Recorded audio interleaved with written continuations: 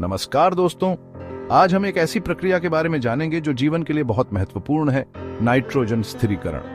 Nitrogen हमारे DNA, protein और यहाँ तक कि हवा में भी पाया जाता है, लेकिन पौधे और जानवर हवा से सीधे नाइट्रोजन का उपयोग नहीं कर सकते हैं। उन्हें इसे एक अलग रूप में चाहिए। यहीं पर जैविक नाइट्रोजन स्थिरीकरण काम आता है। कुछ सूक्ष्म जीव, जिन्हें बैक्टीरिया कहा जाता है, हवा से नाइट्रोजन ले सकते हैं और इसे पौधों द्वारा उपयोग किए जाने वाले रूप में बदल सकते हैं। इस प्रक्रिया को जैविक नाइट्रोजन स्थिरीकरण कहा जाता है। यह प्रक्रिया मिट्टी में स्वाभाविक रूप से होती है। यह जादू की तरह है ना? राइजोबियम एक प्रकार का बैक्टीरिया है जो नाइट्रोजन स्थिरीकरण में महत्वपूर्ण भूमिका निभाता है। यह फलियों नामक पौधों की जड़ों में रहता है। फलियों में दाल, सेम और मटर शामिल हैं।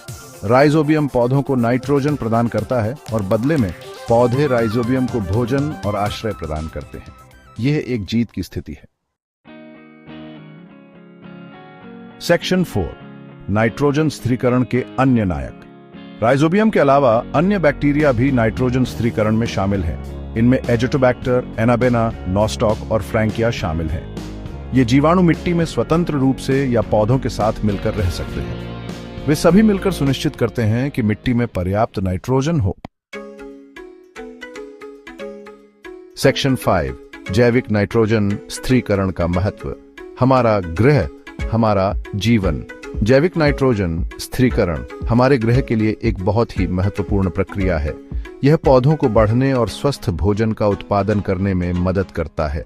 यह पर्यावरण के अनुकूल भी है क्योंकि यह हानिकारक रासायनिक उर्वरकों की आवश्यकता को कम करता है। तो अगली बार जब आप फलियां खाएं तो याद रखें कि आप न केवल एक स्वादिष्ट और पौष्टिक भोजन का आनंद ले रहे हैं, बल्कि आप प्रकृति के जादू का भी समर्थन कर रहे हैं। धन्यवाद।